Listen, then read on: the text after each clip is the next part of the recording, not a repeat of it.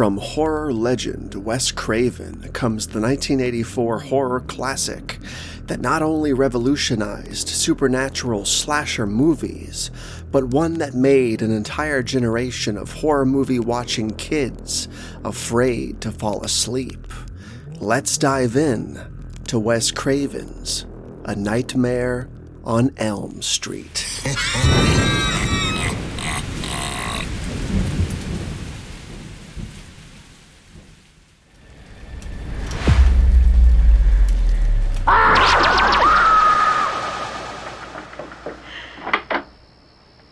You okay, Tina? Just a dream, Ma. Some dream, judging from that.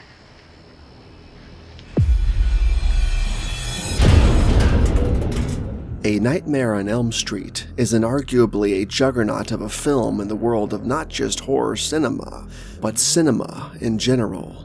It skyrocketed Wes Craven's career to new heights, popularized Robert Englund on a mainstream level, introduced the world to Johnny Depp, and brought forth an entirely new cinematic boogeyman to haunt an all-new wave of 80s moviegoers, in the same way Michael Myers had just a few years prior, and in the same way Jason Voorhees still was. Well, at least up until his supposed death a few months prior to the release of this film. But this boogeyman wasn't some guy walking down the street with a knife, nor was he an angered, manic hillbilly from the hills of some New Jersey campground. This boogeyman was badly burned, wore a dirty hat, a grungy Christmas sweater, brandished a crude glove with razor-sharp knives attached, and killed you in your dreams. Actually, they were more like finger knives or something he'd made himself. But they made a horrible sound. Like, scream. Nancy, you dreamed about the same creep I did. That's impossible. This boogeyman's name was Freddy Krueger. Unprecedented in the annals of villainy, the emergence of Freddy Krueger in A Nightmare on Elm Street marked an unparalleled malevolence.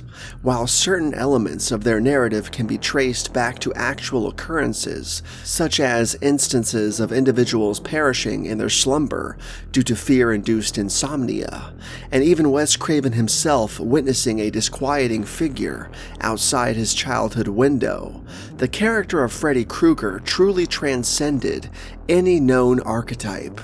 Conceived within the imaginative depths of Wes Craven's mind, Freddy Krueger was unleashed upon the world with the release of A Nightmare on Elm Street. Please, God. This is God.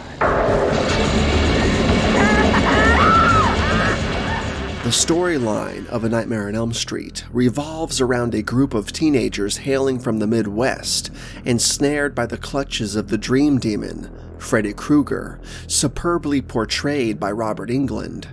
This disfigured nocturnal predator preys upon and brings about the demise of adolescents in their dreamscapes, which subsequently results in their actual demise in the real world. Nancy Thompson, played by Heather Langenkamp, upon delving into this perplexing phenomenon, starts suspecting that a dark town secret, concealed by her parents and those of her friends, holds the key to unraveling the mystery. As the film progresses, revelations come to light, shedding insight into the history of Freddy Krueger, while Nancy devises a means to vanquish the weathered dream demon once and for all. However, it remains a possibility that this supposed triumph is not all it seems.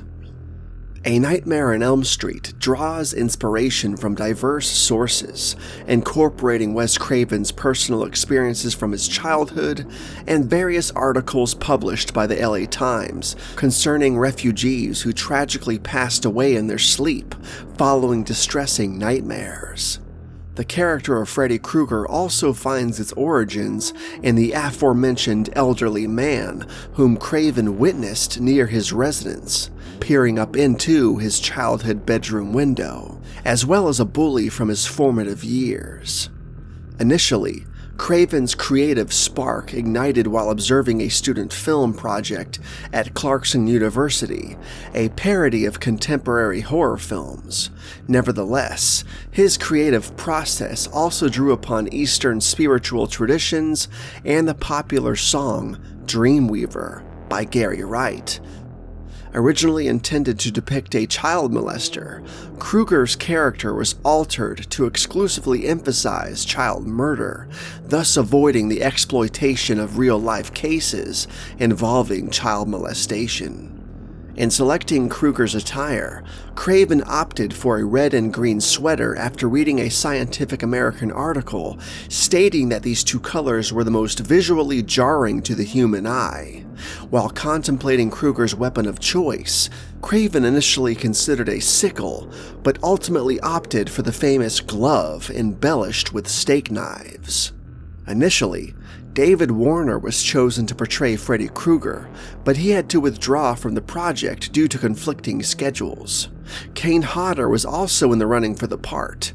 However, after struggling to find an actor who can embody the necessary ferocity, Wes Craven ultimately selected Robert Englund. Despite Englund not being Craven's initial preference due to his shorter stature and what was described as baby fat on his face, he managed to captivate the director during auditions with his willingness to delve into dark emotional depths. Englund's agent, Joe Rice, proposed portraying the character as, quote, rodent-like, and, quote, weasel-like during his audition, which Englund accomplished by smudging cigarette ash beneath his eyes and slicking back his hair. With the remaining members of the cast fully portrayed by the perpetually awesome John Saxon as Nancy's father, Ronnie Blakely as Nancy's mother, Johnny Depp as Nancy's romantic interest, his inaugural cinematic role no less, Amanda Weiss as Tina Gray, as well as Nick Corey as Rod and Lynn Shay as the instructor in a brief but significant scene, the acting prowess on display within the runtime of A Nightmare on Elm Street guarantees a captivating experience, although a bit collectively cheesy at times. Principal photography for A Nightmare on Elm Street commenced on June 11, 1984, encompassing a span of 32 days in and around the Los Angeles, California area.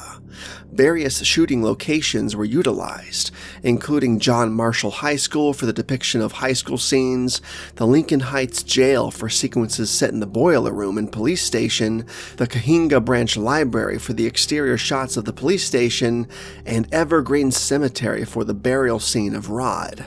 The Kotjaw Institute for the Study of Sleep Disorders was filmed at the American Jewish University on Mulholland Drive. Throughout production, more than 500 gallons of artificial blood were employed, and special effects were skillfully utilized to bring forth specific moments, such as the eruption of blood and the liquefying staircase. Originally, Wes Craven intended for the film to conclude with Nancy awakening and realizing that the entire ordeal had merely been a nightmare. However, Robert Shea, the head of New Line Cinema, insisted on a surprising conclusion. Consequently, the film crew filmed multiple variations of the ending, ultimately settling on the version in which Freddy drags Nancy's mother through the doorway, a twist ending that laid the groundwork for a franchise. Filming wrapped up at the end of July, and the film saw its release in November of 1984. The first Nightmare on Elm Street movie, for me, is one of those franchise starters that, while extremely enjoyable, is simply dwarfed by later films in the series. Not that it's not great in its own right, but when you put Nightmare 1 up against the likes of Dream Warriors or even The Dream Master, it's hard to not feel a little antsy when watching Part 1, when you know damn well how awesome the series is going to get down the road. It's a very similar situation to the one with Friday the 13th. Part 1 is great in its own right, and stands on its own as a damn good slasher movie, but when you put it up there next to the final chapter, or Jason Lives, the original film just doesn't compare. So, while the original Nightmare on Elm Street gave us final girl Nancy Thompson a killer original score, some truly insane dream sequences, and of course, introduced us all to the razor glove wearing madman Freddy Krueger, played in glorious fashion by the man, the myth, the legend himself, Robert Englund, I think I'd rather watch part 2, 3, 4, or 5 any day of the week over the original.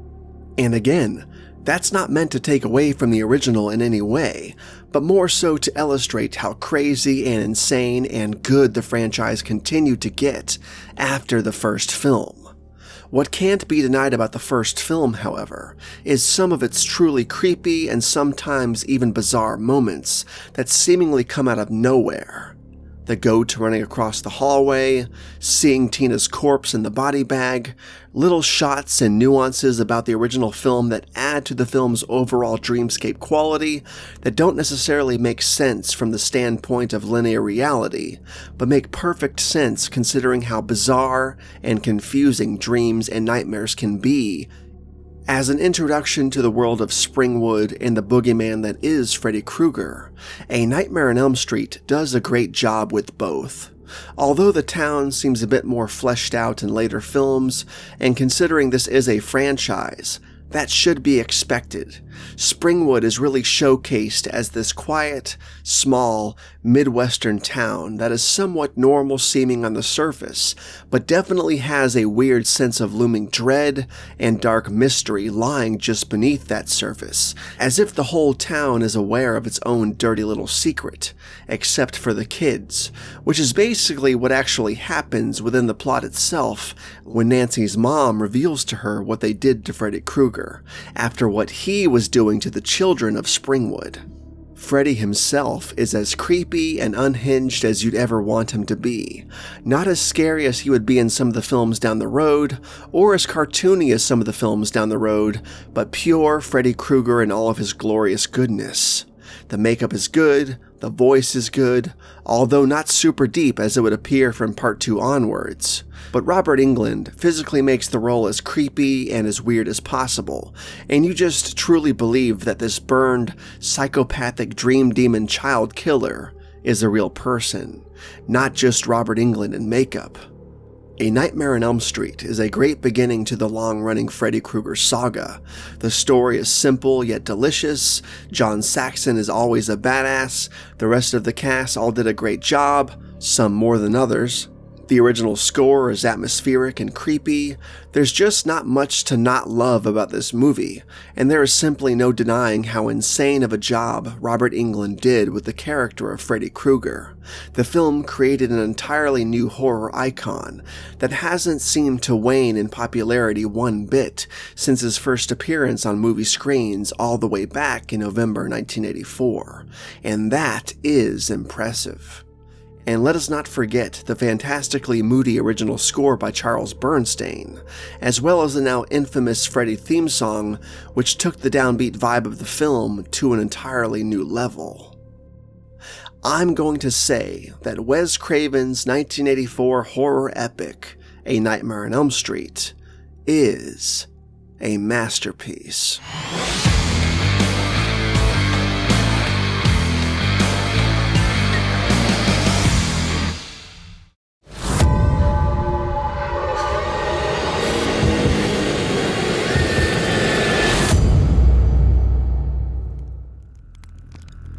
From filmmaker Jack Shoulder comes the 1985 follow-up to Wes Craven's 1984 original, featuring the untimely resurgence of the titular dream demon as he attempts to use a young man as a vessel to the physical world of the living. The film is surely one of the weirdest sequels out of the entire franchise, as well as the entry that features the most visually frightening incarnation of Freddy Krueger himself.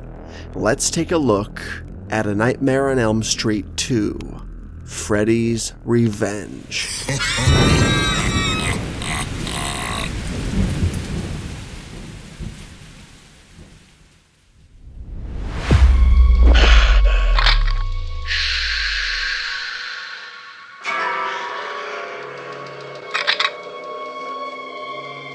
I need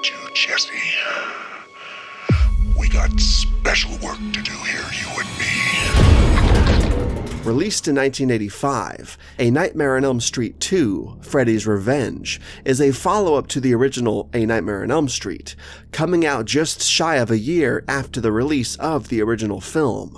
The movie was directed by Jack Shoulder, written by David Chaskin, and of course, executively produced by the man, myth, and legend himself, Bob Shaye.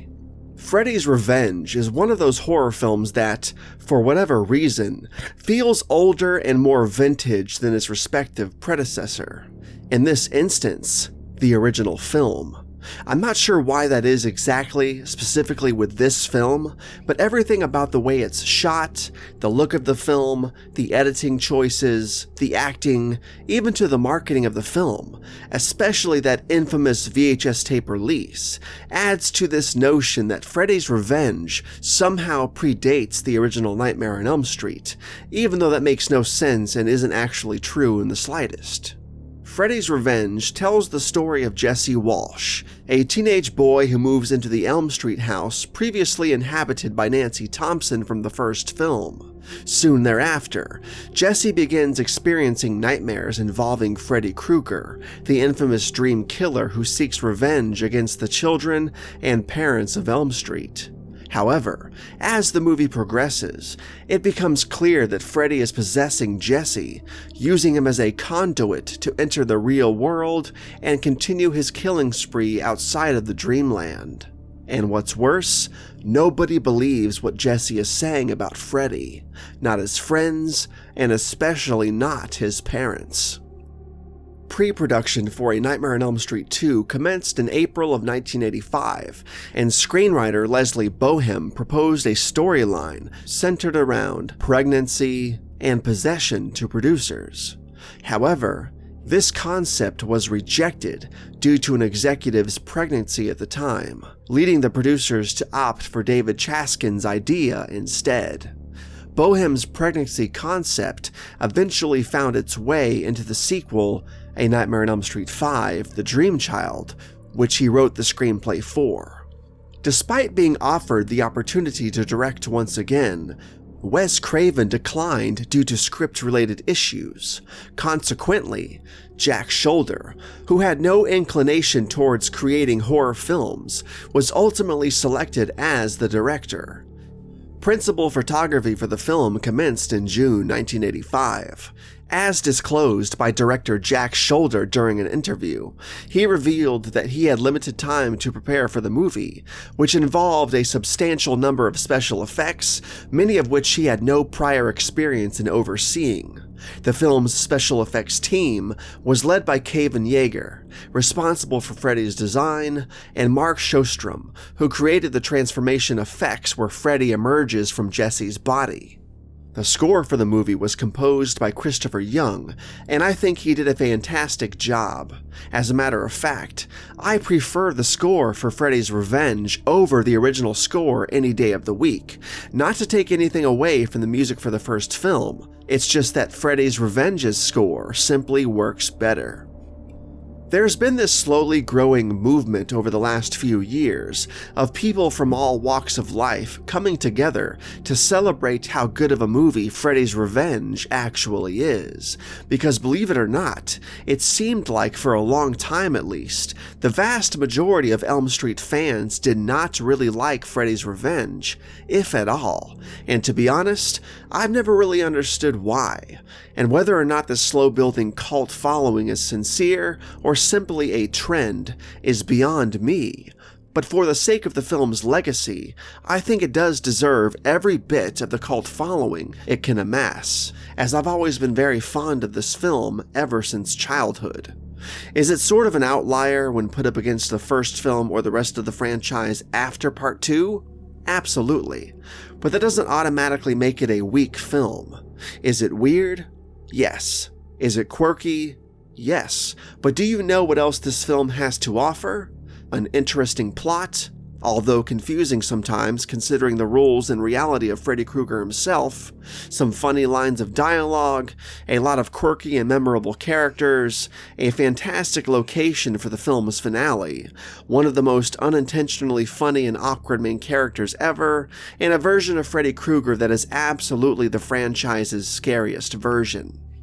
As in the first film, Robert Englund returns as Freddy Krueger, and his portrayal of Freddy Krueger in this movie is more menacing and terrifying than in the original film, due in part to the makeup and special effects used to create his appearance, which makes him look like an angry and gnarled hook-nosed witch with yellow eyes than the simple, grotesque burn victim he was in the first film. This version of Freddy Krueger is absolutely the most frightening depiction of the character out of the entire series, and although New Nightmare Freddy is still my favorite version overall, and what I believe to be the coolest look for the character, Freddy's Revenge Freddy is inarguably the most frightening. Interestingly enough, New Line Cinema initially considered using an anonymous extra in a rubber mask to portray Freddy Krueger, similar to how other masked killers like Jason Voorhees and Michael Myers had been played in previous films. However, the studio changed their minds after realizing that the extra's physical movements were not suitable for the role and did not match the character's intended portrayal. The extra did appear briefly as Freddy in one scene during Coach Snyder's death scene, but was not seen clearly due to the steam in the shower. The studio quickly realized their error and brought back Robert Englund for the remainder of the film and the franchise thereafter. In addition to Robert Englund, the rest of the cast did a great job as well, and although the performances are all drenched in the thick 80s-ness of that 1985 era, they're truly standouts all their own, and are anything but forgettable. Mark Patton as Jesse, as funny and awkward a character as he is, whether intentional or incidental, is absolutely on point in his acting, and while he spends a lot of the runtime freaking out and trying like an insane person to convince everyone of Freddy's impending return, there's never a point where you don't believe in his plight, and he is absolutely the main character this film needed. Kim Myers does a great job as Lisa, the film's equivalent to the girl next door trope. Robert Russler is funny as hell as Ron Grady, and Marshall Bell as Coach Snyder is somebody straight out of a Porky's or Meatballs movie. I mean, he is hilarious. Again, whether intentional or accidental. Plus, Bob Shea himself cameoing as the bartender at the gay bar is a blink-and-you-miss-it moment, but a laugh-out-loud appearance by the legend himself nonetheless. But when it comes to the cast of Freddy's Revenge, we can't forget to talk about the badass of badasses himself, Clu Gallagher, who appears in the film as Jesse's dad, and as always, commands every scene he's in, whether it's something funny, a few simple lines of dialogue, or a scene where he's battling an exploding bird. Let's not forget about the rest of the striking effects we haven't talked about yet, such as the dogs with deformed human faces, all the stuff at the pool party sequence, the awesomely cheesy bus sequence at the beginning, the Freddy belly burster scene, and so on and so forth. This movie is just packed to the brim with great special effects, and as cheesy as they sometimes are, you just relish in their execution. And if there's one thing the Nightmare franchise is known for, it's its imaginative effects in each and every entry. A Nightmare on Elm Street 2, Freddy's Revenge, is a worthy addition to the franchise and a standout horror film in its own right. Its unique take on Freddy Krueger, combined with impressive special effects and a talented cast, make it a must-see for horror and Nightmare fans alike. With that said, A Nightmare on Elm Street Part 2, Freddy's Revenge, is a masterpiece.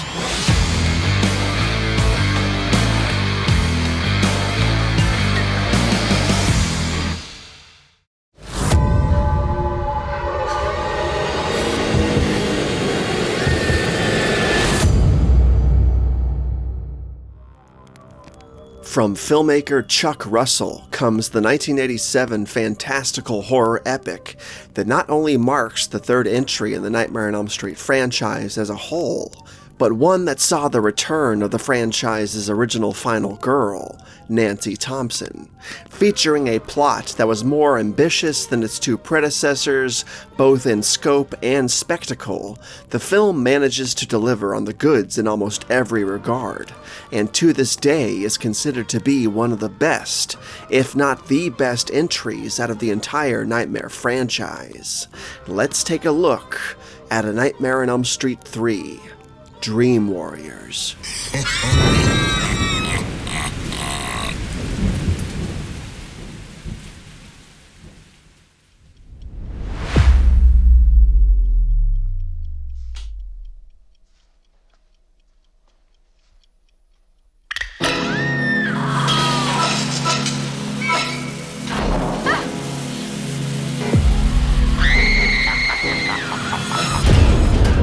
If there was one entry in the Nightmare franchise that loomed largest in my mind, it would most definitely be Dream Warriors.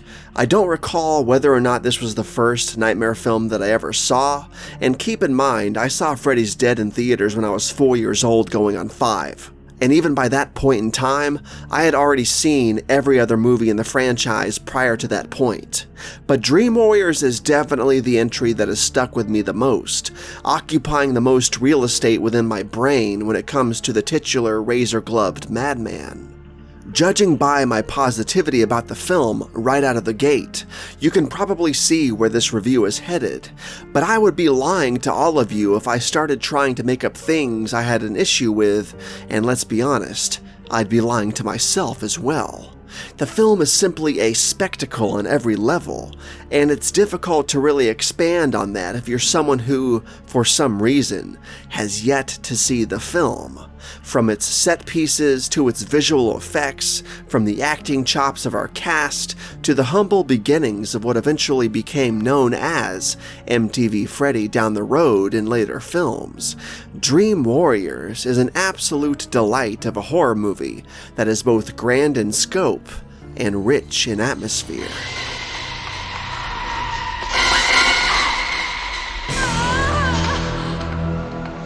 Put me down, you're hurting me.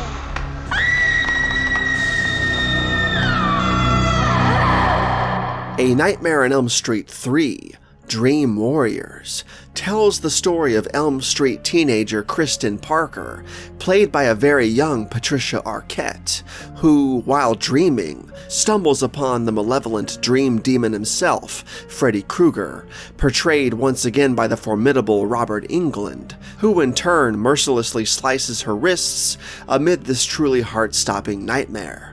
But the terror truly escalates when Kristen's hapless mother misconstrues the incident as a suicide attempt, leading to the teenager being admitted to the infamous Weston Hills Psychiatric Facility, a place filled with a number of other afflicted adolescents, just like Kristen. Nothing like a little cheery news to start the day, huh? Yeah. Say, listen, Doc, I got a new theory about all these suicides, right? Don't hold back on us, Max. We need all the help we can get. Yeah, well, it's fucked up chromosomes, man. Think about it. All their parents dropped acid during the 60s. Well, beat Sim's theory. She thinks it's nothing but sex, drugs, and rock and roll. Shit, that's what keeps people alive. After realizing that these teenagers, including Kristen herself, are all experiencing similar nightmares to one another, and real-life injuries in the real world thereafter, due to run-ins with Freddy Krueger in the dream world, the group, aided by Dr. Neil Gordon, played by Craig Wasson, and the original survivor herself, Nancy Thompson, played again by Heather Langenkamp, realize they must collectively enter the nightmarish landscape of Freddy's domain together in order to stop him once and for all. New Line Cinema faced uncertainty regarding the future of the franchise following the disappointing reception of A Nightmare on Elm Street 2: Freddy's Revenge. Wes Craven, the creator of the original film, opted out of involvement in the sequel to prevent it from becoming an ongoing series. However, he agreed to co-write the script for the third installment, with the intention of concluding the series due to the negative response of the second film. Surprisingly, the success of Nightmare on Elm Street 3 Dream Warriors persuaded the studio to continue the franchise. You can call me Nancy. All right, you call me Neil, all right? What was that nursery rhyme all about? That was just something that the kids say to keep the boogeyman away. Initially, Craven envisioned a concept for the third film where Freddy Krueger would enter the real world and torment the actors during the filming of the sequel. However, New Line Cinema rejected this idea, which was eventually utilized in Craven's later film, Wes Craven's New Nightmare. Craven was unable to direct the third film himself, as he was occupied with the production of Deadly Friend. Both John Saxon and Robert Englund independently developed their own scripts for the third film before the studio settled on a final script. Saxon's script, titled How the Nightmare on Elm Street All Began, presented a prequel narrative depicting Freddy as an innocent individual, framed for the murders by Charles Manson and his followers. The parents of the victims would then take justice into their own hands and lynch Freddy after a false confession, leading him to seek revenge on their children. Englund's script, named Freddy's Funhouse, focused on the older sister of Tina Gray, who returns to Springwood to investigate her sister's murder. In the script, Freddy claims ownership of the infamous 1428 Elm Street house and sets up traps resembling those devised by Nancy in the original film. Portions of Englund's scripts were eventually incorporated into the pilot episode of Freddy's Nightmares, after remaining unused for several years.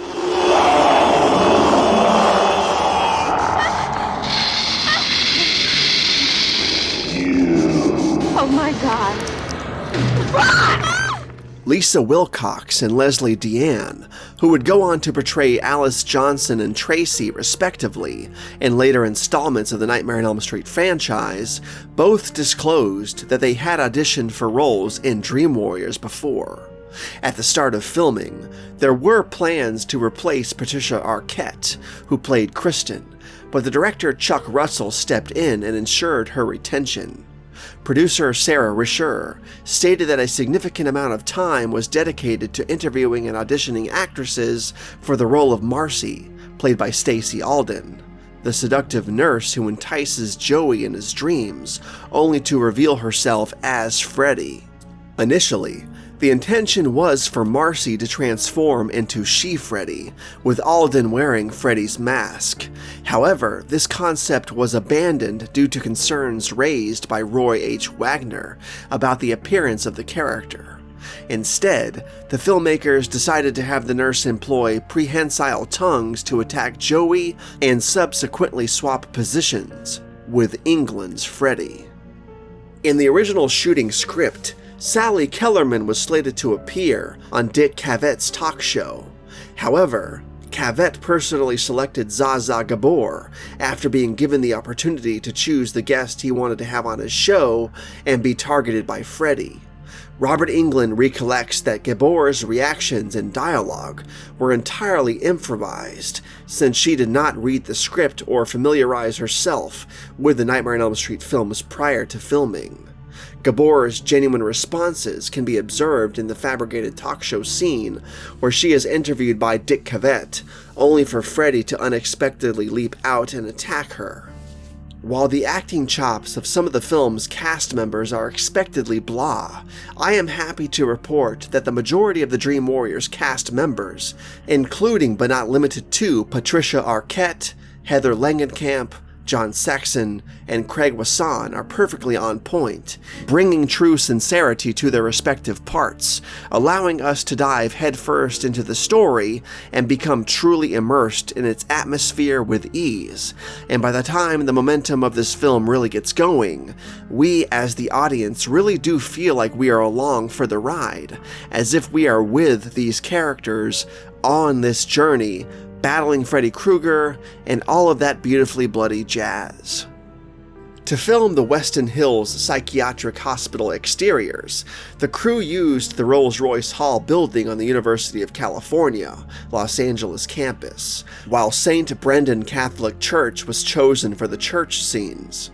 The boiler room scenes were filmed in a converted warehouse opposite the Los Angeles County Jail.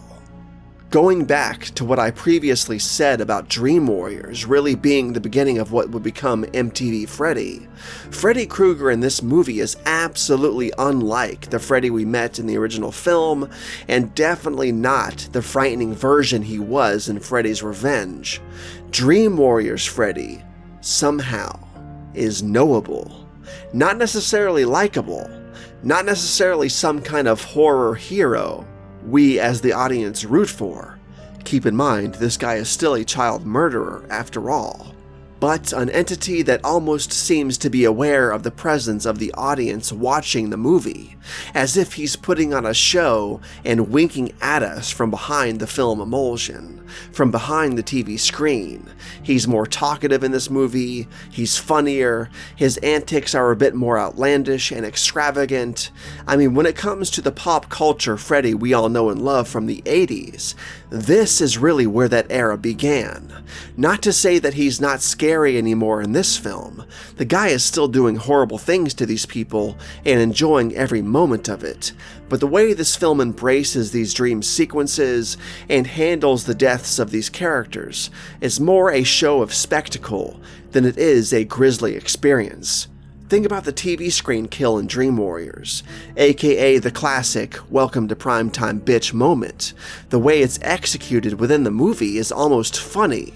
Horrible for the character herself. That chick died in a horrible, horrible way, but it's executed in a way that provides us more with a showy spectacle of effects and imagination than the seriously played and downbeat on-screen death it could have been if done differently. Compare this death with Tina's elongated and seriously disturbing death in the original film, being dragged up the walls and onto the ceiling, screaming, being slashed and sliced and diced until finally succumbing to her injuries. Not played for laughs whatsoever, completely serious, completely shocking, and totally horrifying. That's the best way to describe the shift in tone from the original film and even some of the second film to Dream Warriors. Are you okay? I think so. He's gone. It's over! The special effects team, led by Peter Chesney and featuring Kevin Yeager and Mark Shostrom, took charge of the film's special effects and delivered some of the franchise's most outstanding work. These iconic sequences have not only made an indelible mark on the minds of horror enthusiasts worldwide, but have also become ingrained in the very fabric of popular culture. They perfectly captured the prevailing horror trends of that era, from the remarkable Freddy puppet, the menacing snake, the infamous TV demise, and the hellish bed, to the chilling injection and the epic junkyard scene, where Dr. Neil Gordon and Don Thompson confront Freddy's claymation skeleton. Dream Warriors is a treasure trove of awe-inspiring special effects, captivating dream sequences, and unforgettable death scenes. Every moment immerses you completely. In a surprising turn of events, Nancy, the original final girl of Elm Street, also meets her demise in this film. It's an astonishing thing to contemplate in retrospect. They actually killed off the iconic heroine of the series up to this point. What's more, it was a conclusive ending because Legenkamp didn't reappear in the series until 1994's New Nightmare, and even then, she portrayed herself, not Nancy Thompson. Therefore, when Freddy takes her life in Dream Warriors, it leaves a lasting impact. The original score for this movie is also fantastic, thanks to composer Angelo Badalamenti, and while Dawkins' Dream Warriors is the movie's most undisputedly memorable piece of music, I think Angelo's score perfectly captures the world of Dream Warriors, and is very underrated as far as scores go. Among the 3 Nightmare films thus far in the franchise, Badalamenti's score is hands down my favorite. All in all, Dream Warriors is a beautifully crafted sequel that, in isolation, would have worked great as the final chapter of the Elm Street trilogy, if they had stopped making movies after this one, which again, thankfully they did not. The acting is great, the story is great, the effects are out of this world, and continue to be charming even in this day and age. The pace moves right along, the set pieces are inventive, the dream sequences are imaginative, and Freddy Krueger kicks all kinds of ass in this movie. This is really the onset of MTV-era Freddy, and we are absolutely here for it. This has to be my all-time favorite Nightmare movie of the bunch, and although I sometimes go back and forth between this one and The Dream Master, Dream Warriors, I think, is the better made film, and surely the one closest to my heart. With all of that said, 1987's horror epic, A Nightmare on Elm Street 3, Dream Warriors, is a crystal skull.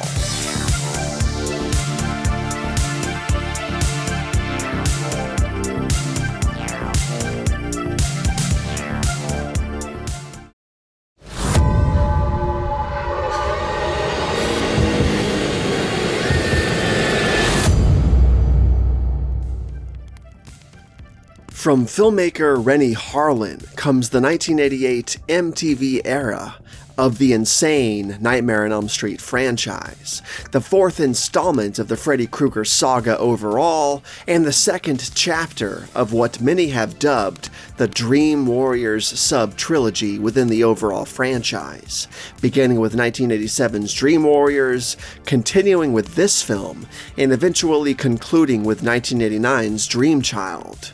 And with that said, if the middle chapter of the trilogy is typically the weirdest and most offbeat chapter of any trilogy, then this movie absolutely takes the cake when it comes to those benchmarks. Let's take a look at A Nightmare on Elm Street 4, The Dream Master.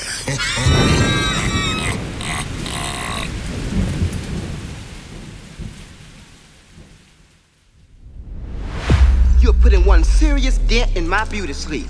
It's Freddy. He's here. I heard him. Freddy is dead, buried and consecrated. We won, remember?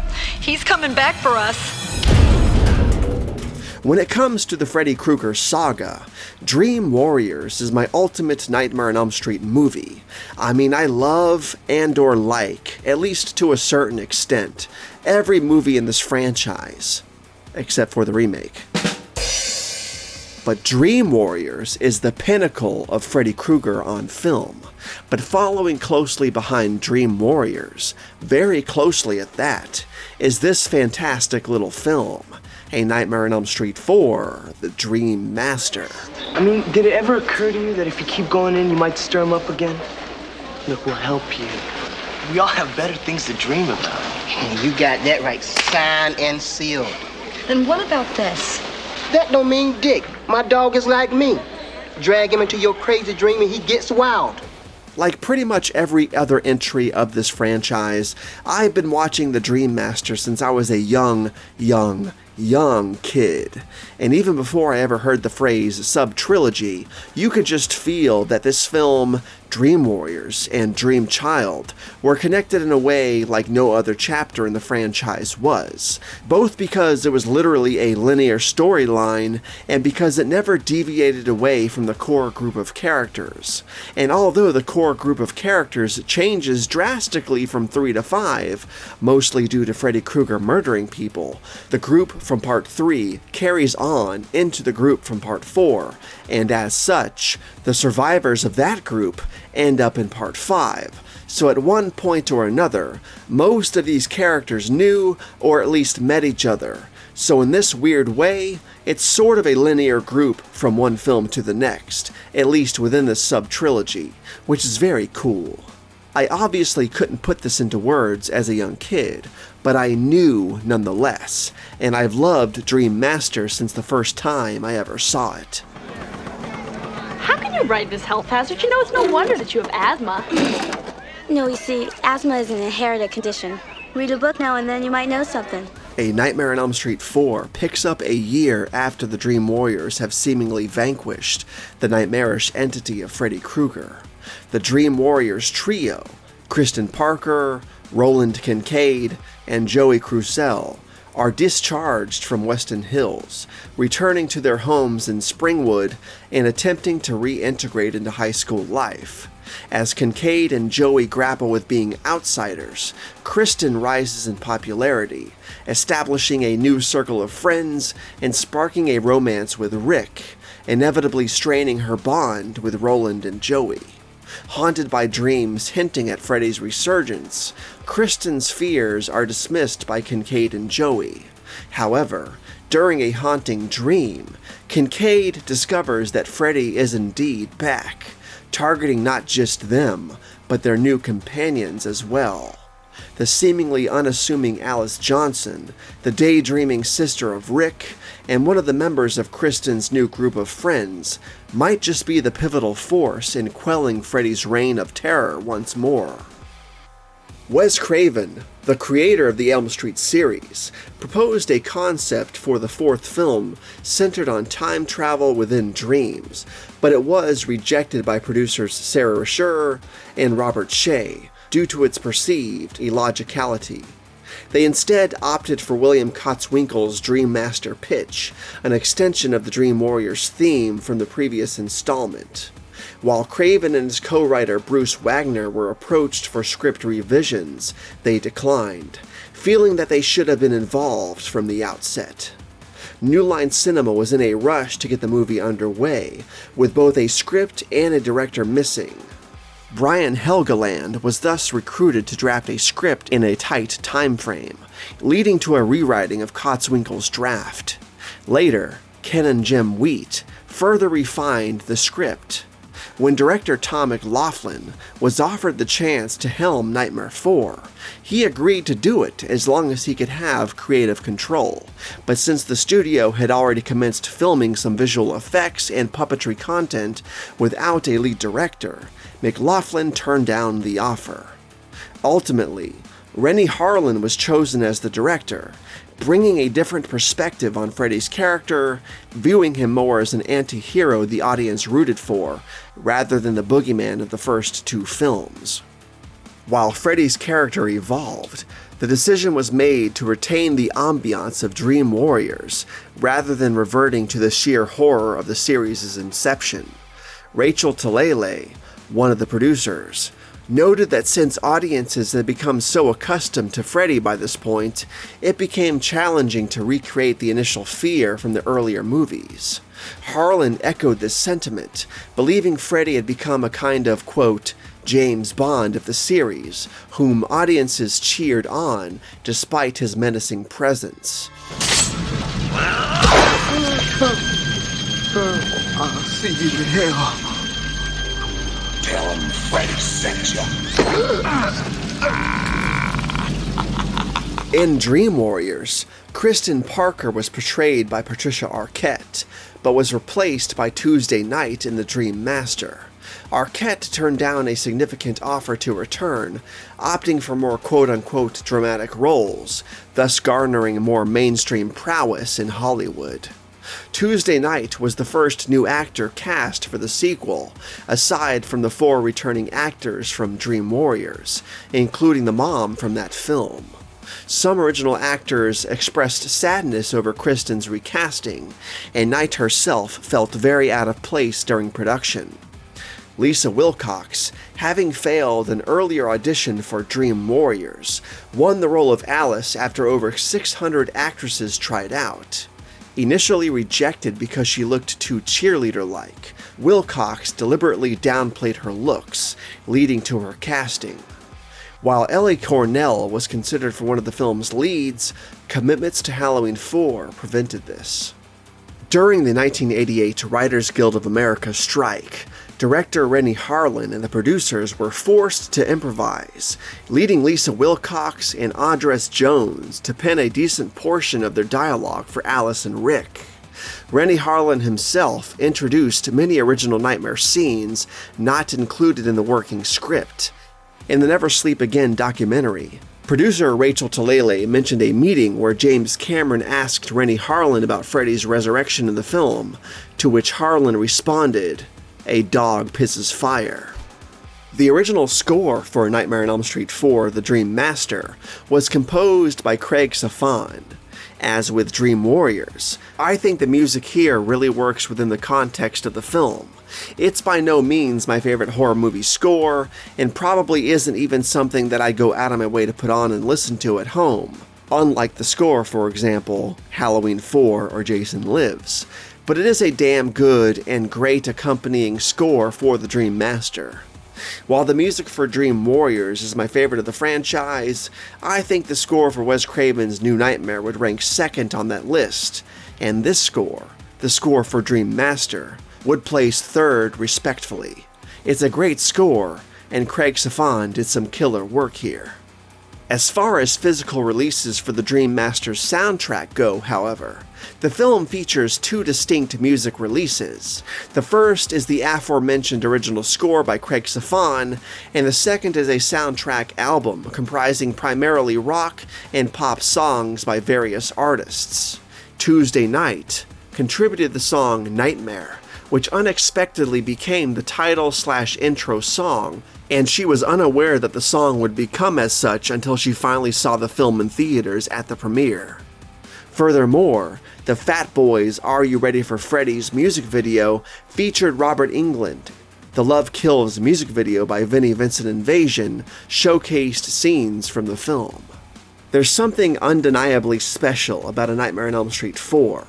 Having been a dedicated fan since my earliest days, this installment holds a unique place in my heart. Its excellence, for me, almost rivals that of Dream Warriors, making it a remarkable addition to the Freddy saga. This film didn't just entertain, it played a pivotal role in defining the beloved MTV era of Freddy Krueger's journey. Oh, God. Come on, what did you do? Oh, Kristen. Jesus, sleeping pill? The ingenuity of the dream sequences never ceases to amaze me. They overflow with imagination, drawing viewers into Freddy's twisted world with unparalleled allure. Moreover, the death scenes are not only intense, but also artfully crafted, from Kristen's haunting demise in the furnace to Sheila's chilling death as life is literally kissed out of her. Let's not forget about Joey's entrapment within the waterbed, the grotesquely intriguing and infinitely memorable cockroach sequence, the meatball pizza scene. These peculiar, nightmare-fueled moments distinctively rise above the cinematic norm. An unexpected favorite is the Freddy-less kung fu sequence, watching Rick launch punches and kicks into thin air, only to be eventually defeated by a soaring Freddy glove, is both comically bizarre and quintessentially fitting for a Freddy film such as The Dream Master. Some may dismiss it as cheesy, but to me, it encapsulates the film's essence, unpredictably delightful. Every cast member here deserves applause. Their portrayals felt authentic, enhancing the narrative's grip. The film's rhythm, thanks to sharp editing, keeps the adrenaline pumping. Adding to the sensory delight is the brilliant cinematography and evocative musical score. And of course, Robert Englund once more exemplifies the character of Freddy Krueger. It's quite telling that for a vast number of Freddy enthusiasts, their most vivid images of him are snapshots from this very film. The sight of Freddy, donning sunglasses on a sunlit beach, might just be the zenith of his iconography, and it's all thanks to this masterpiece of a movie.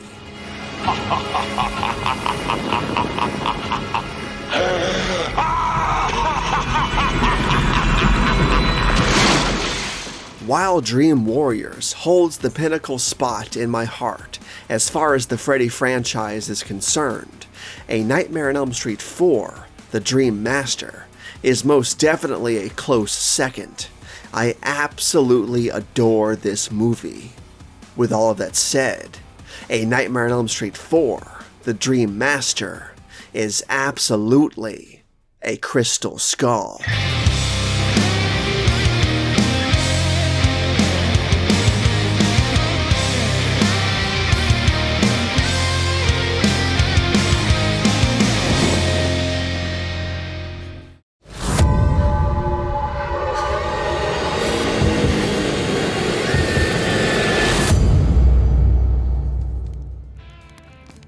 From filmmaker Stephen Hopkins comes the 5th entry of the infamous Nightmare on Elm Street saga, the last Freddy movie of the 1980s, and certainly one of the most divisive films of the series as far as Freddy fans are concerned. Let's take a look at A Nightmare on Elm Street 5, The Dream Child.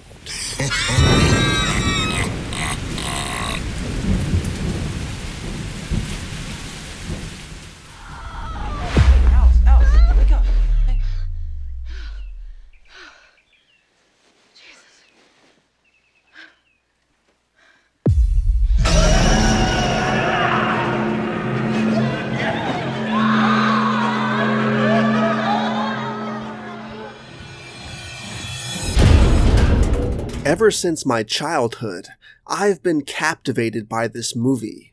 Positioned as a 5th installment of the franchise, The Dream Child serves as the concluding piece of what fans have affectionately nicknamed the Dream Warriors sub-trilogy, a distinctive subset within the broader Nightmare series.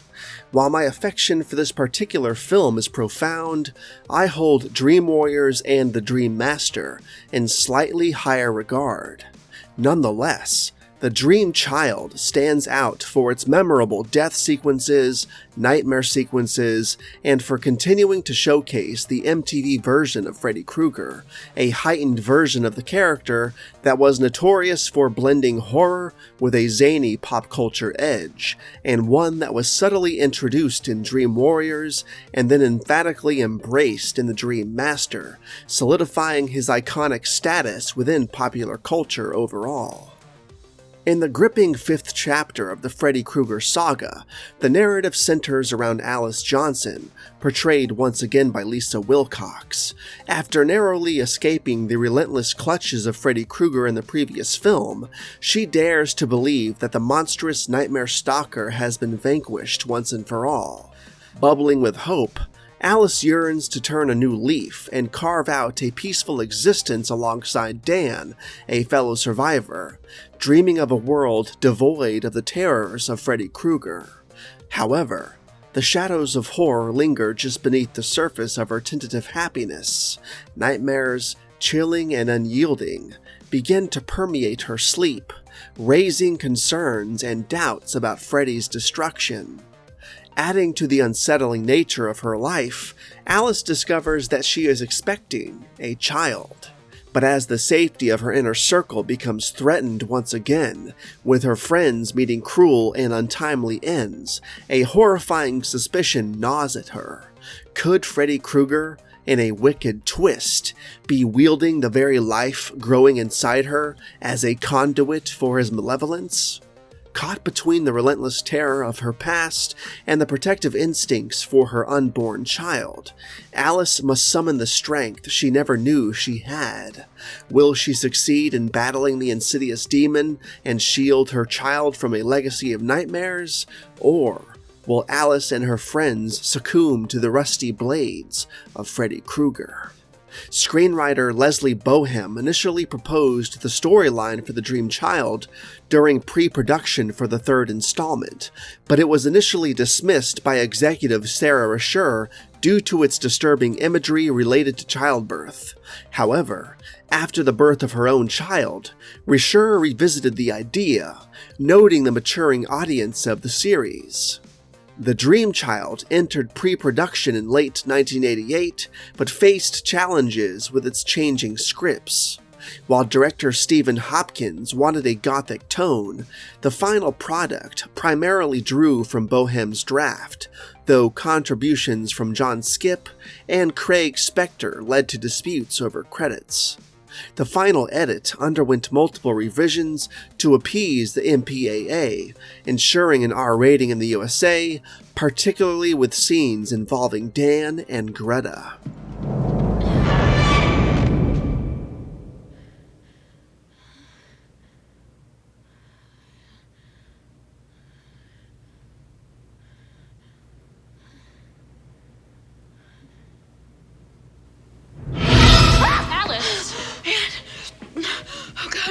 You. It was terrible. What happened? I was in the dream. And I don't know how, but now he's back. thought you were dead. You're 4 hours late. 4 hours? The original musical score for A Nightmare on Elm Street 5 was composed by Jay Ferguson, showcasing his innate ability to set the film's haunting mood with precision. While his compositions are undeniably compelling, I personally find greater enjoyment out of the scores for both Dream Warriors and The Dream Master. That being said, Ferguson's work on The Dream Child stands strong in its own right, seamlessly fitting the film's atmosphere and perfectly complementing the narrative's ebb and flow. The film's contemporary soundtrack compiles a blend of heavy metal, hard rock, and hip-hop songs, with notable artists such as Bruce Dickinson of Iron Maiden, Romeo's Daughter, Wasp, Mammoth, Kool Moe Dee, Schoolie D, and many more. And while I think I also prefer Dream Master's contemporary soundtrack to this one, this album is surely a diamond in the rough nonetheless. Hi. Hello. What's your name? Jacob. Really? I've always loved that name.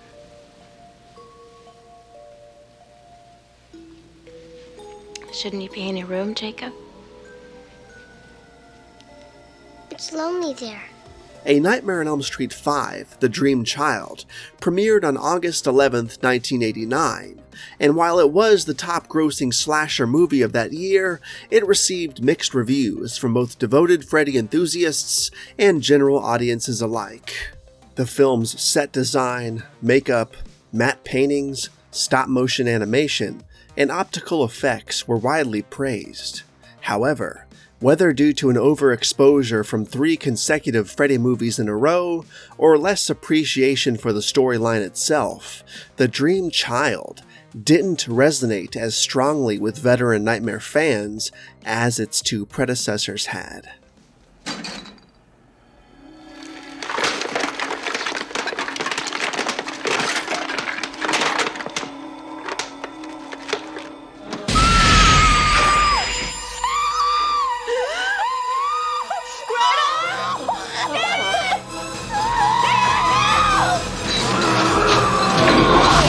The Dream Child did prove to be a worthy successor to its predecessors though, Dream Master and Dream Warriors, continuing the trend of cinematic excellence that the series has been known for. I found myself completely engrossed in its compelling narrative, no matter how far-fetched or hokey some might perceive it to be.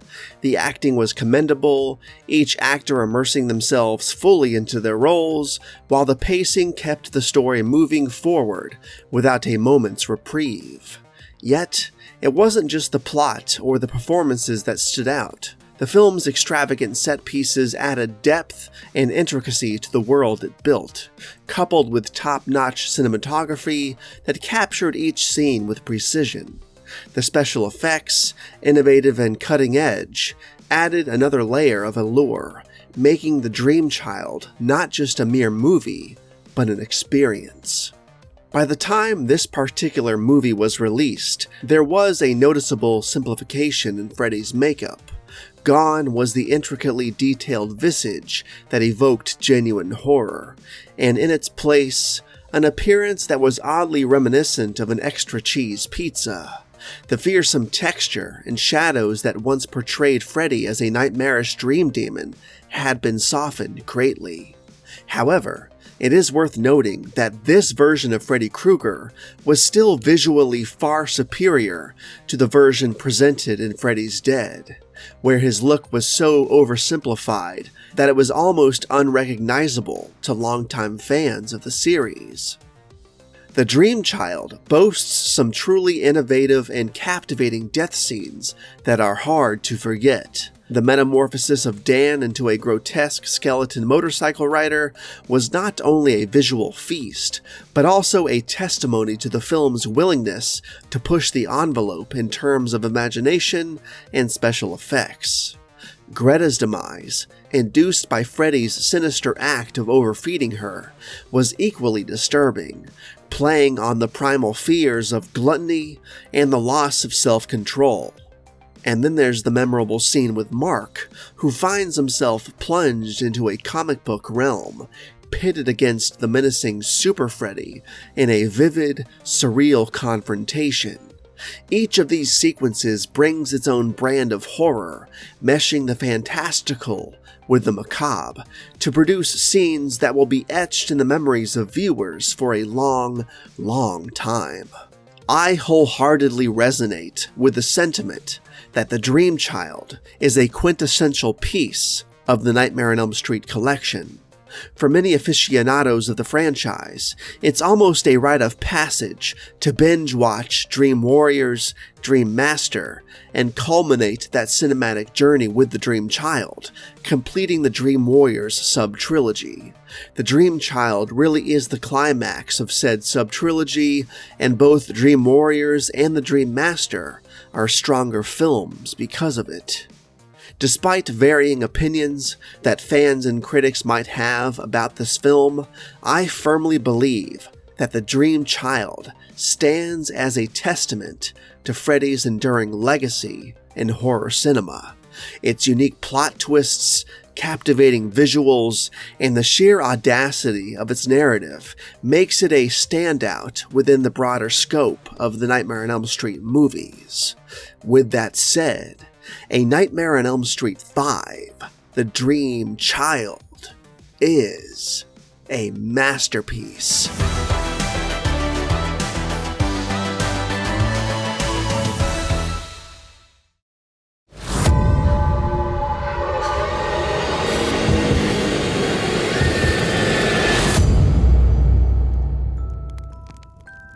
From filmmaker Rachel Talalay, who also worked as both a production manager and producer on earlier Nightmare films, comes the sixth and supposed final installment of the notorious Nightmare on Elm Street saga.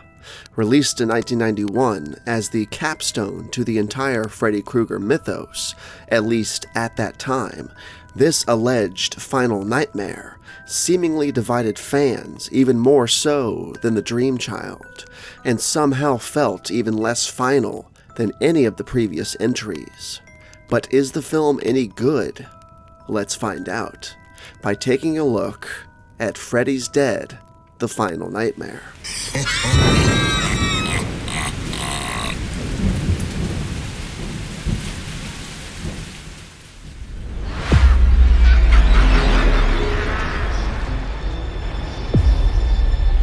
I'll get you, my pretty, and your little soul, too! When I was just on the cusp of turning 5, a tender age where most kids are still shielded from the horrors of the big screen, my mom took me to see Freddy's Dead, the first film from the Elm Street franchise that I had the opportunity to witness in a theater. Despite my young age, I was no stranger to the terrifying yet fascinating world of Freddy Krueger. I had already blossomed into a fervent admirer of the series, a passion that was uncommon for someone of my age bracket, but one that, for better or worse, was embraced and encouraged by my mom. The experience of seeing Freddy's Dead in theaters all those years ago is as clear in my memory today as it ever was. It's a special sort of nostalgia that grips me, one that reaches deep into the well of childhood memories, each of these early movie theater experiences acting as a thread in a tapestry that's rich with fright and wonder. These movies, iconic in their terrifying glory, have left an indelible mark, carving out a special niche in my psyche, a sanctuary of cherished, albeit bizarre, memories that I have recounted time and time again in other videos, sharing my enduring affection for the classics that have shaped not just my cinematic tastes, but a significant part of my childhood. And Freddy's Dead was one of the first big franchise horror films that I was able to see in theaters, the first being Child's Play 3, which I saw not too long before seeing Freddy's Dead. But, those good memories aside, my reaction to Freddy's Dead itself is an entirely different story. Much like my somewhat underwhelming experience watching Jason Goes to Hell in theaters a couple years after the final nightmare, my time witnessing Freddy's Dead on the big screen bore a striking resemblance. And if you haven't heard me talk about this before, let me put it like this. The film left a lot to be desired. As a 4-year-old going on 5, one might assume that my expectations were not particularly high or defined, yet even with the limited framework of what I could appreciate in storytelling at that tender age, I found myself bored and somewhat adrift in the disjointed narrative that was unfolding before me. Freddy Krueger, a character who should ideally evoke fear, or at least a morbid fascination, seemed to stumble too much into the side of extravagance, breaching into territories of absurdity that couldn't quite resonate with my budding taste in horror. The plot spiraled into realms that defied logic to a point where it couldn't retain even a child's fleeting attention span. The disillusionment was so palpable that, as we drove home that night, I couldn't help but express my disappointment to my mom, articulating with candid honesty that only a child could muster, that the movie had not met the standard, that the foray into Freddy's world had sadly missed the mark, leaving me with a void rather than the spine-tingling thrill I had come to associate with the franchise. This vivid memory remains with me, a testimony to the unmet expectations of a young yet discerning viewer embarking on his early theatrical horror journeys. After decimating the youth of his hometown, the infamous Freddy Krueger, portrayed once again by Robert Englund, finds a fresh hunting ground for his vicious spree of horror. Unknown to him, his estranged daughter, Maggie, played by Lisa Zane, resides here, dedicating herself to helping troubled youngsters through therapy. Their paths fatefully cross, with Krueger harboring dark intentions to draw her into a sinister fold. Yet, Maggie stands defiant, setting the stage for a gruesome confrontation between father and daughter, a battle steeped in blood and hatred, with the destiny of the malevolent Freddy hanging perilously in the balance. Freddy's Dead marked a pivotal point for New Line Cinema, a studio rejuvenated financially through the series, and now keen to diversify with other projects, as Bob Shea noted in the 2010 documentary Never Sleep Again.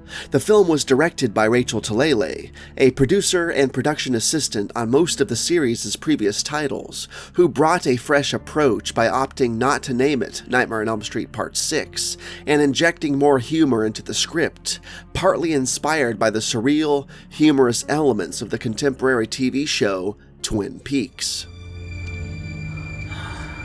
One ticket. Round trip. Hurry up, boy. You don't want to miss the bus. Despite initial scripts featuring a 15-year-old Jacob Johnson and a draft by Peter Jackson emphasizing teenagers infiltrating Freddy's world voluntarily, the final narrative deviated substantially. The film incorporated notable special effects, including a 3D, quote, TobattoVision climax, curated by chief makeup artist John Carl Buechler, who returned after working on A Nightmare on Elm Street 4, The Dream Master. Interestingly, while processing the film's 3D components, a lab mistakenly sent a clip from the unreleased Terminator 2 Judgment Day instead of Freddy's Dead, much to the hilarity of Talalay. Although the 3D effects, signaled in theaters by the character Maggie donning 3D glasses within the films, was omitted in many home releases, it was reinstated in the 1999 DVD box set, which included 3D glasses for viewers.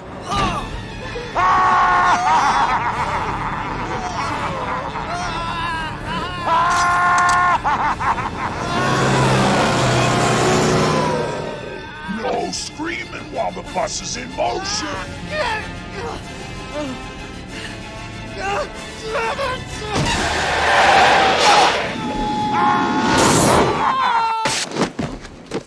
The final version of Freddy's Dead underwent less MPAA-mandated editing of violent sequences compared to its predecessors. However, to allow audiences to, quote, get to Freddy quicker, a significant portion, approximately 47 minutes in fact, was cut from the original long version, removing or shortening several sequences. These omissions ranged from Maggie conversing about her nightmares with her mother, extended dialogue sequences between Doc and Tracy, to additional glimpses into the Springwood Fair and the unveiling of Freddy's subterranean lair. Interested viewers can find a substantial part of the excised material in the workprint available online, which also features a toned-down rendition of the more disturbing facets of John's inaugural nightmare. Throughout the years, my criticisms of this movie have remained consistent. The grievances I had with Freddy's Dead when I was a mere 4-year-old mirror the ones I harbor now at 36. It's undeniably sluggish and dull, bordering more on a tedious stage play than a cinematic experience, and even by Elm Street standards, the performances leave much to be desired. The narrative somehow feels both overly simplistic and cluttered, presenting a paradox of being lame yet congested, an aspect that doesn't make sense but perfectly encapsulates my sentiment towards it. Despite being touted as the grand conclusion featuring Freddy Krueger's ultimate demise, it disappointingly feels less definitive compared to the closure offered in the preceding installments, which is frankly underwhelming. Moreover, Freddy's characterization in the sequel strays too far into the comedic, losing the wild and fun essence that once anchored him in the heyday of his MTV era. His depiction is exaggerated to the point where he resembles a zany game show host more than the iconic Freddy we had come to know and love. It's not a reflection of Robert Englund's dedication to the role. His efforts to salvage the character are palpable. However, due to a combination of possibly the script, the time period the film was released in, or other unknown factors, this rendition of Freddy falls a little flat, failing to resonate with longtime fans on pretty much any level. That being said, there are several elements of this movie that stand out in a positive light. The commendable cinematography, a handful of well-executed dream sequences, and the visually striking dream demons themselves. Robert Englund retains his undeniable charm, making him an inherently likable presence on screen. The soundtrack also emerges as a high point, boasting a rich dual lineup that includes an original score by Brian May, alongside a contemporary track list featuring stellar artists such as Goo Goo Dolls and Iggy Pop, amongst others.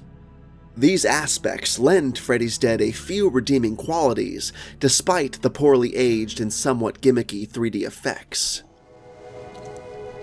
Then they give them the power to cross the line and turn our nightmares into reality. My foremost grievances revolve around two substantial issues with how Freddy's Dead handles its central antagonist, Freddy Krueger. To begin with, there is the glaring omission of an explanation regarding Krueger's return following the events of the Dream Child. This significant plot hole, with no acknowledgement whatsoever in Freddy's Dead, feels like an unforgivable oversight that disregards the series' continuity. Additionally, the execution of Freddy's defeat in this installment leaves much to be desired. The storyline brushes lightly upon the Dream Demon's concept, entities which are the source of Freddy's supernatural abilities, before swiftly ushering us to an anticlimactic conclusion, where he is hauled into reality and eliminated through a rather mundane means, a bomb explosion that also releases the Dream Demons into the real world, their fates unknown thereafter. Kids.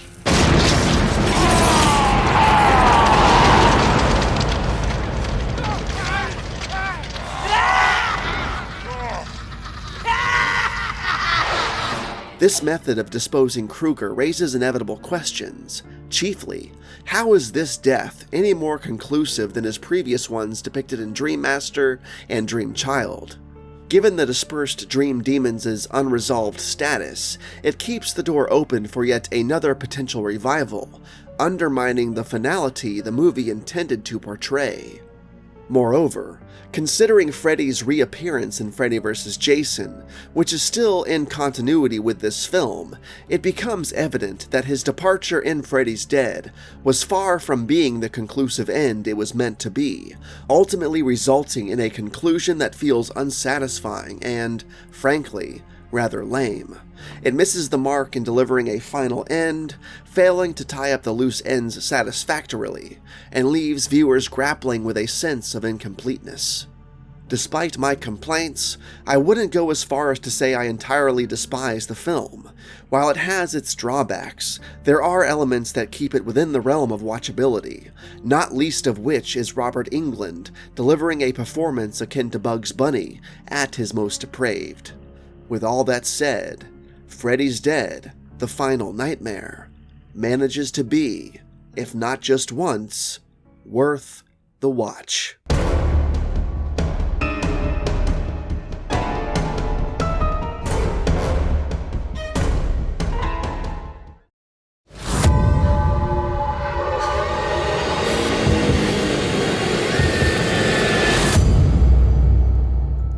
From legendary filmmaker Wes Craven, returning to the franchise he started 10 years prior, comes the meta-slasher sequel, which not only brings Freddy Krueger into the real world, where the Nightmare on Elm Street films are simply that, films, but also sees the epic return of Heather Langenkamp and John Saxon, this time playing themselves, and not their fictional Elm Street counterparts.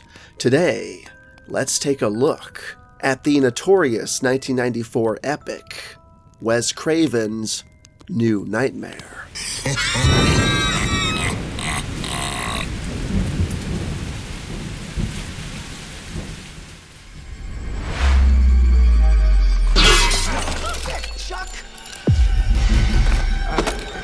You must have picked up a signal from an 80s walkie-talkie. You sure it's turned off? It's off. Funny, it's warm. Just like a real hand.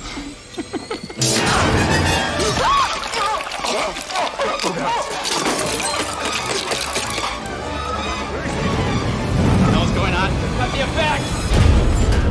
From the very first time that I saw Wes Craven's New Nightmare, it struck a deep chord with me.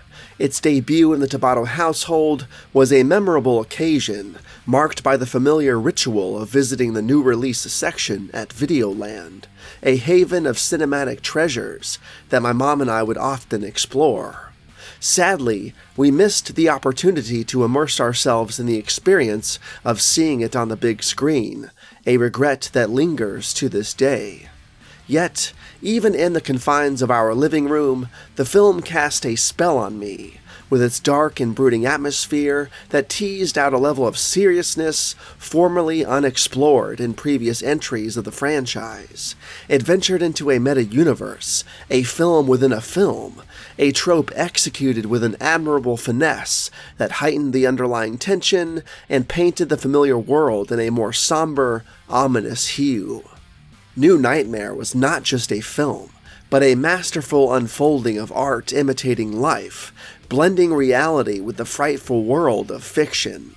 The cast rose phenomenally to the occasion, offering not just a performance, but a meta-portrayal of themselves, venturing into a reality grappling with a, quote, real version of Freddy Krueger. This was not the Freddy we knew, but a being steeped in ancient, almost mythological darkness, a malevolent entity that adopted the familiar face of the fictitious Freddy. Craven reimagined Krueger not as a mere slasher, but as a force embodying pure, unfettered violence and viciousness, a creation reborn, pulling the strings in a world unprepared for the raw terror he instilled, with an intensity magnified through a lens grounded more firmly in reality. The film thus served not only as a riveting narrative, but as a commentary on the invasive power of fear, breaking through the fourth wall to threaten even the creators and actors who brought the Nightmare series to life in the first place, reshaping how we perceived the boundary between reality and the fears birthed from the dark depths of our imagination. Miss me? In this chapter of the enduring Nightmare on Elm Street saga, the lines between reality and fiction are disturbingly blurred as director Wes Craven and stars Heather Langenkamp and Robert Englund attempt to enjoy life nearly a decade after the release of the original Nightmare on Elm Street film and 3 years after the conclusion of the franchise with Freddy's Dead: The Final Nightmare. As Heather contemplates reuniting with Craven for a new project, along with Englund potentially returning to the villainous role as Freddy Krueger as well, an evil supernatural force of nature begins to seep into everybody's lives. Wes Craven begins writing a new Nightmare film in secret, and Robert Englund is painting macabre paintings of a gnarled Freddy Krueger, alluding to his nightmares of late, which may be more premonition than fiction. Soon thereafter, Heather's son Dylan, portrayed by Miko Hughes, becomes entranced by a malevolent entity that is soon revealed to be the real-world version of the fictional Freddy Krueger. Faced with the chilling realization that this demonic force, posing as Krueger's malicious spirit, threatens to consume Dylan, Langenkamp finds herself in a terrifying race against time to save her son's soul from the demonic clutches of the real-world Freddy Krueger. Hey, Dylan. Ever play Skin the Cat? Initially titled A Nightmare on Elm Street 7: The Ascension, Wes Craven sought to create a more cerebral film with New Nightmare, distancing it from the cartoonish nature recent franchise entries had adopted.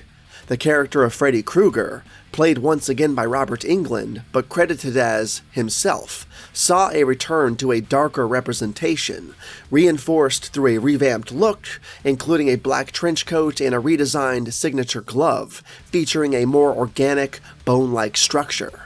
Interestingly, real footage of the 1994 Northridge earthquake's structural damage in LA was incorporated into the film, aligning with pre-existing plans to include earthquake scenes.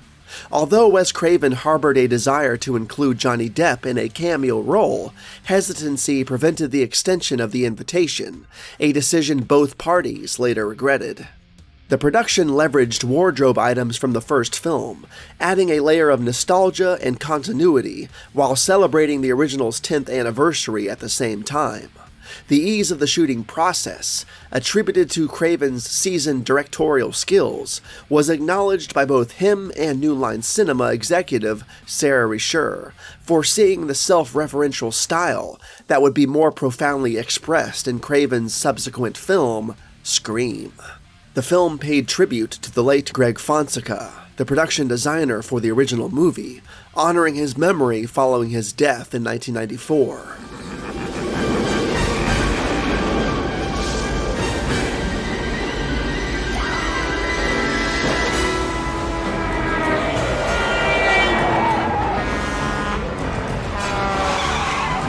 The celebrated composer J. Peter Robinson, who boasts a remarkable portfolio that includes the soundtracks of monumental works such as The Return of the Living Dead Part 2, Cocktail, the revamped version of The Blob, Detroit Rock City, among numerous others, was the genius behind the original score of Wes Craven's New Nightmare. His peerless craftsmanship in musical scoring can be witnessed vividly in this iconic production, a sonic canvas that paints the menacing aura of real-world Freddy Krueger with a masterstroke of harmonious dread. Though the score for Dream Warriors remains unrivaled as my favorite in the franchise, Robinson's New Nightmare composition comfortably claims the second spot in my pantheon of preferences, standing tall as a testimony to his unparalleled ability to conjure atmospheric depth and emotional resonance through sound. This particular score is not merely an accompanying element, but a potent entity that significantly amplifies the narrative, breathing life into the eerie world Craven envisioned, making every chord a prelude to the unforeseen, and every note a harbinger of the chilling menace that Freddy epitomizes.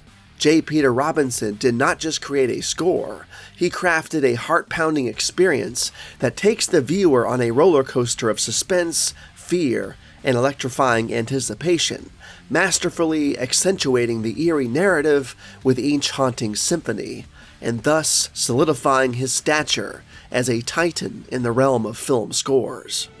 Are you okay? Are you alright? Yeah. Okay, where's the man? I don't know. He had me, but then you let me go. Meet your maker.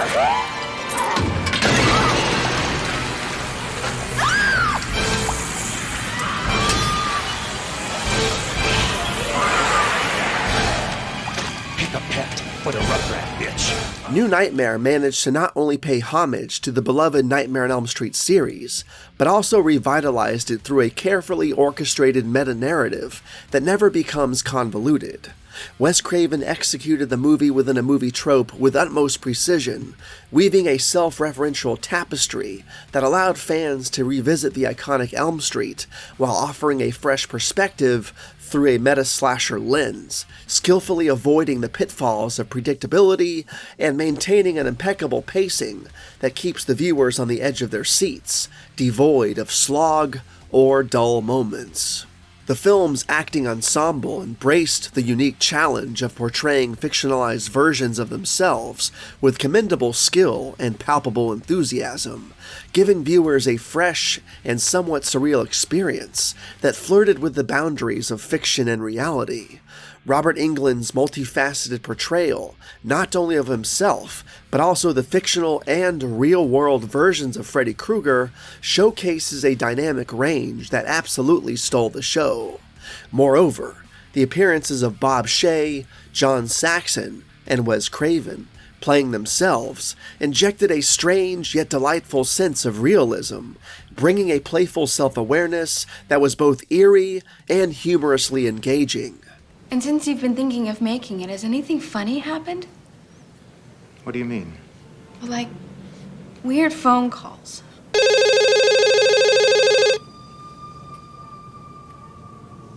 Or nightmares. Why don't you answer your phone, Bob? Come on, that's the kind of people we pay around here for. Will someone pick up the damn phone?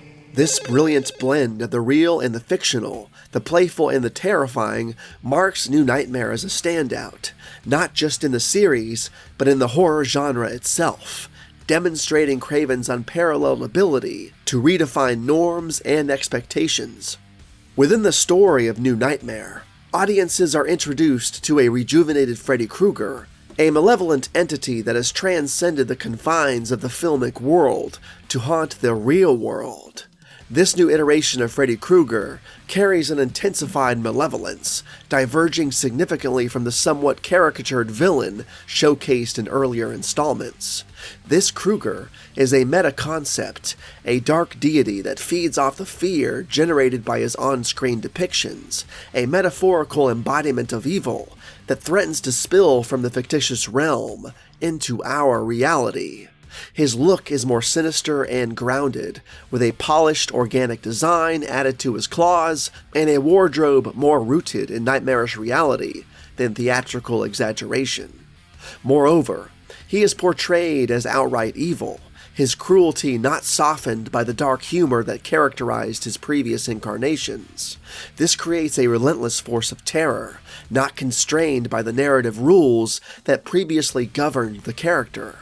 And while Freddy's Revenge certainly presented the most terrifying incarnation of Freddy Krueger, it is in New Nightmare where we see the character reach the pinnacle of darkness, a truly wicked entity not just haunting dreams, but breaking through the fourth wall to instill fear in both the characters and the audience alike, fashioning a Krueger that is as unforgettable as he is deeply unsettling, and marking this as the darkest iteration of the character to date, and we are here for every moment of it.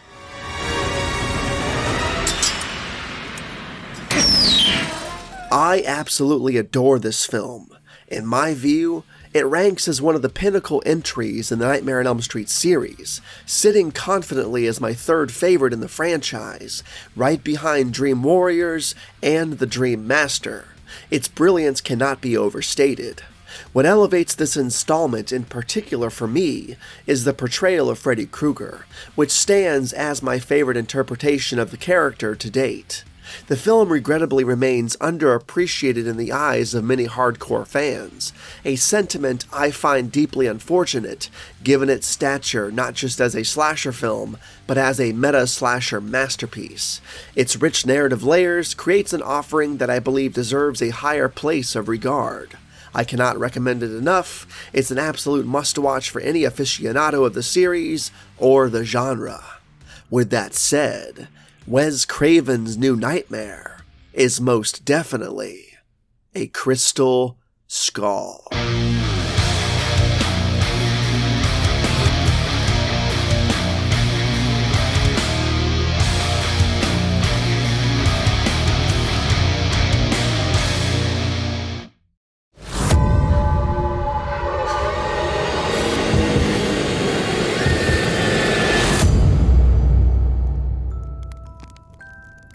From filmmaker Ronnie Yu comes the terrifying versus match that took the better part of 2 decades to finally materialize after dozens of failed attempts, failed scripts, and snafus with the rights holders. But alas, just 10 years after New Line Cinema acquired the rights to Jason Voorhees, the house that Freddy built was finally ready to unleash the crossover event of the century that saw 2 franchises come together for one splatterfest of gore and violence, Friday the 13th and A Nightmare on Elm Street. Let's take a look at Freddy versus Jason.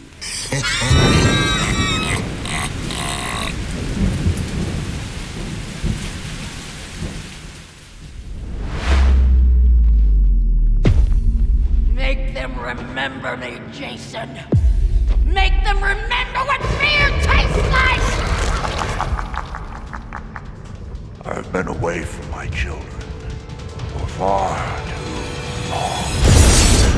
In the vividly haunting closing scene of Jason Goes to Hell, the landscape of horror cinema shifted dramatically as viewers witnessed, perhaps with bated breath, the iconic hand of Freddy Krueger piercing through the soil to seize Jason's mask, dragging it down into the abyss, a gesture that held the promise of a future face-off that could potentially shake the foundations of the horror genre.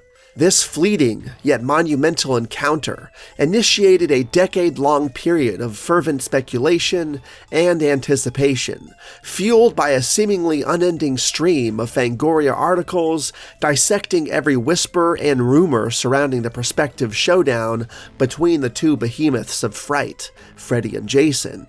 As the millennium turned, whispers grew into more concrete murmurs, echoing in the halls of horror fandom. And finally, as the calendar pages flipped steadily towards the fall of 2002, the moment that seemed almost mythical became grounded in reality. In the warming embrace of September's arrival, the gears of production ground into motion, with cameras capturing the first visuals that signified the clash of titans was no longer a figment of imagination, but a forthcoming spectacle set in celluloid, pulling in audiences with the promise of witnessing the clash of horror's most notorious icons, sealing a chapter of apprehensive weight, while pledging the dawn of an era where nightmares would take form, far beyond the bounds of sleep, in a cinematic duel where fear was the only guaranteed victor. Babe, you know I don't like to be touched after, okay? Fine, I'll go shower then. Good. Your hair smells like menthols anyway. Asshole. In the late 1980s, spurred by fans' anticipation, New Line Cinema and Paramount Pictures attempted to collaborate on a crossover film featuring Freddy and Jason, but early negotiations spearheaded by Frank Mancuso Jr. and Tom McLaughlin stumbled. Despite the fluctuating fate of the franchise following the underwhelming performance of Friday the 13th Part 8, Jason Takes Manhattan, the project persisted through a labyrinth of development struggles. Over the years, multiple industry personalities like Joseph Zito, Wes Craven, and Sean S. Cunningham engaged with it, with the latter even developing Jason X to retain interest in the series amidst the delays. The project saw numerous scripts and ideas from a variety of screenwriters, including Louis Abernathy with his Nightmare 13 Freddy Meets Jason, and works by notable names like David J. Shaw and Peter Briggs. It underwent several rewrites and director considerations, including a moment where Guillermo del Toro and Peter Jackson were approached without success. Despite challenges, including disagreements over script quality and budget concerns, the early 2000s brought a resurgence of efforts, with writers Mark Swift and Damian Shannon developing a satisfactory script which David S. Goyer helped to refine. The directorial role saw refusals from many, including Wes Craven and Guillermo del Toro, before Ronnie Yu took the helm, accorded considerable creative freedom. The ambitious project, which at one point considered featuring Pinhead from the Hellraiser series, continued evolving until its eventual realization, standing as a testimony to the tumultuous journey of bringing the iconic Freddy vs. Jason battle to the big screen.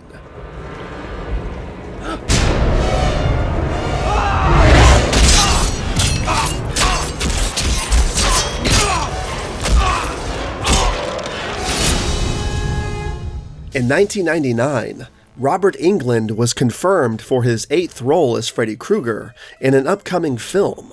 By August 2002, Kelly Rowland and Brad Renfro had joined the cast, although Renfro was later replaced by Jason Ritter a week before production began.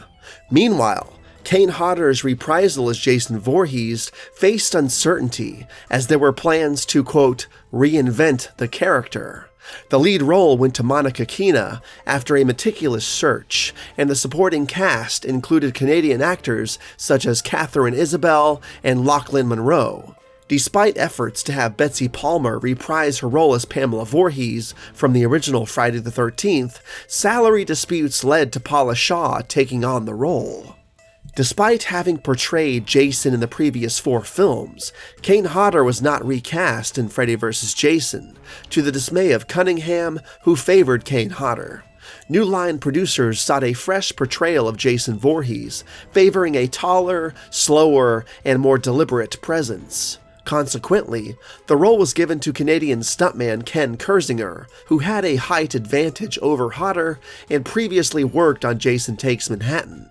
Kersinger, standing at 6 feet 5 inches, was notably taller than both Hodder and Robert Englund. His height and experience, including doubling for Hodder in Jason Takes Manhattan, played a significant role in securing his casting, which was finalized only after reviewing his on-film appearance in a scene walking down Elm Street. In Freddy vs. Jason, a sinister plan unfolds as Freddy Krueger, now forgotten by the newer generation thanks to their parents supplying them with anti-dreaming pills, orchestrates a fearsome comeback. Unwilling to fade into obscurity, he resurrects the infamous hockey mask-wearing killer, Jason Voorhees, unleashing him upon Elm Street to sow havoc and reignite the citizens' fear of Krueger himself. The horrifying scheme works initially, with people associating the fresh wave of violence with the nightmare-invoking Freddy Krueger, thereby restoring some of his lost power. However, as Jason steals some of Krueger's prospective victims, tensions escalate between the two nightmarish beings, spiraling into a ferocious battle for dominance. Caught in this relentless cycle of violence are a group of Elm Street teenagers who find themselves trying to decipher the true cause behind the sudden surge in brutality, hoping to find a way to banish Krueger from their lives for good. The series of deadly encounters, fueled by a complicated web of jealousy, vengeance, and power struggles, leads to a climactic battle at the infamous grounds of Camp Crystal Lake, promising resolution and hoping to satisfy the desire for survival and peace among the terror-stricken inhabitants of Elm Street. I personally maintain a deep-seated affection for Freddy vs. Jason, a sentiment that has stood the test of time ever since I reveled in its theatrical release, a joy I relived several times over on the big screen. Ken Kersinger, although not as impressive as Hodder, mustered a commendable performance given the narrative dynamics at play. Undoubtedly, a considerable portion of my admiration is reserved for Robert Englund, who reprised his iconic role as Freddy Krueger with a virtuosity that bore testament to his unyielding mastery over the character even after all those years. As for the ensemble cast, there was a notable harmony in their portrayals, which enhanced the overall narrative, allowing for a thoroughly enjoyable viewing experience. While the story did take some liberties, intertwining the established timelines of both franchises somewhat muddily, it succeeded in carving out a distinct narrative space that felt sufficiently robust and well articulated to shepherd the audience swiftly towards the much-anticipated climactic confrontation between the two behemoths of horror. Dad.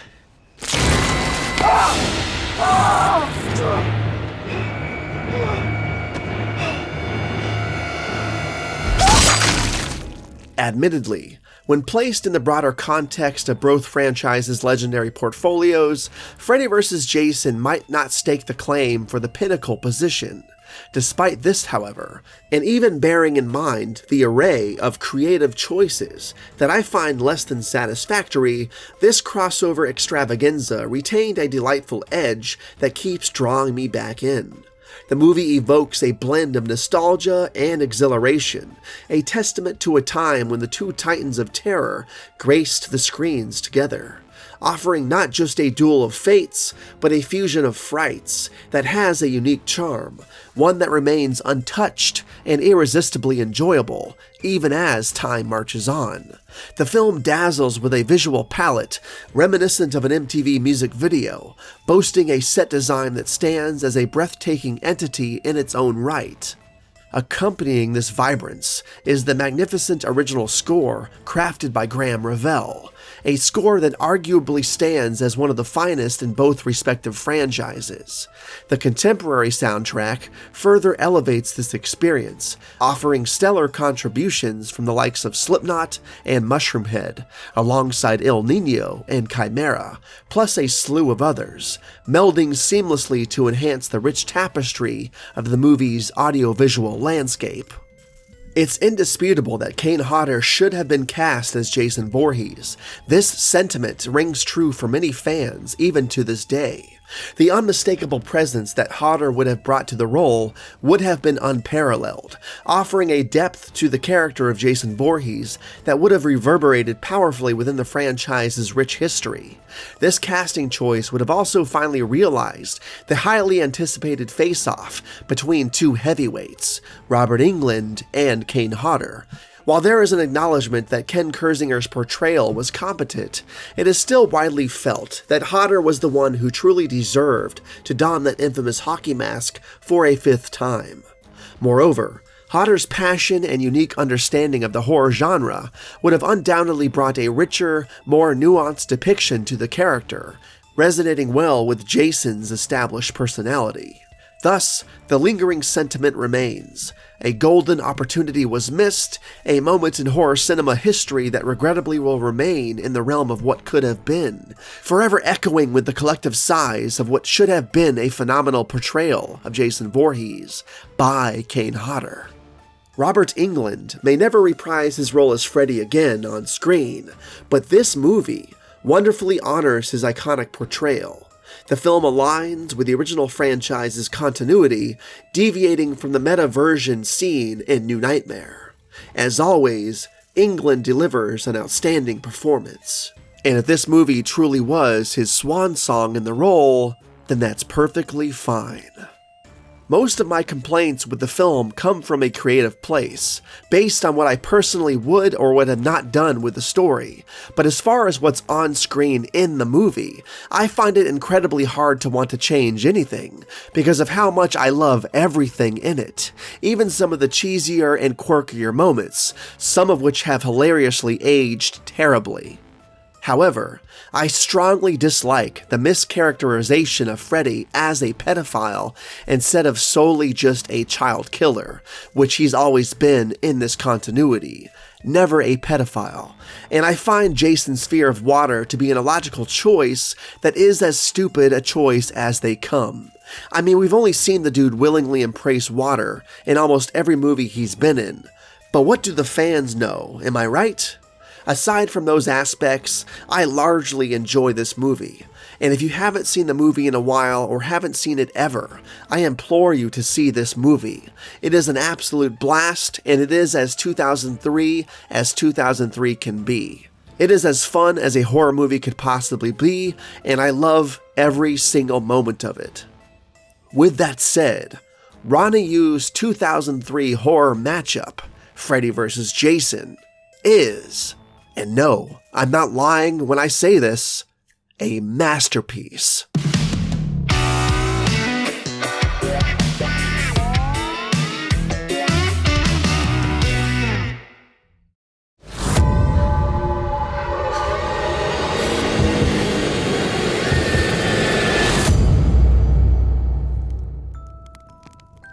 From filmmaker Samuel Bayer comes the 2010 reboot of the iconic Freddy Krueger story, boasting a brand new actor in the role of the razor-gloved madman and an all-new story that feels all too familiar. Or does it? Let's find out by taking a look at the 2010 remake of A Nightmare on Elm Street.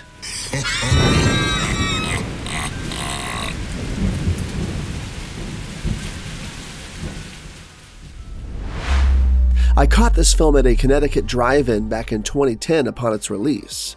Despite the cozy setting of my Yukon, complete with popcorn and the movie's audio streaming through its then top-notch sound system, the movie fell short of being enjoyable in almost every regard.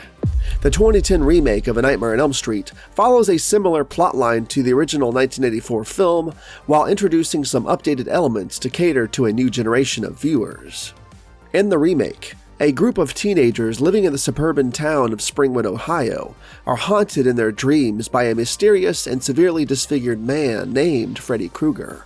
As they delve deeper, they discover that they all share a common, dark secret from their childhood that links them back to Krueger. The teenagers realize that Krueger is not just a figment of their imagination, but a real threat, as he can kill them in their dreams, which also results in their death in the real world. They must find a way to stop Krueger and end the nightmare that haunts them. In 2008, Michael Bay's production company Platinum Dunes took the helm to remake the iconic 1984 film. Emphasizing horrifying, fresh, and visually arresting movie experiences over the original slasher trope, the team, including director Samuel Bayer, appointed after personal persuasion from Michael Bay, intended to re-envision Freddy Krueger, the movie's infamous antagonist, reducing his humoristic tendencies to craft a darker, more disturbing portrayal that leveraged modern CGI technology to exploit the dreamscape more fully. While original director Wes Craven disapproved of the not entirely replicated remake, Robert Englund, the actor who embodied Krueger in the original series, approved of the reimagination, anticipating the potent utilization of newer technologies to augment the frights.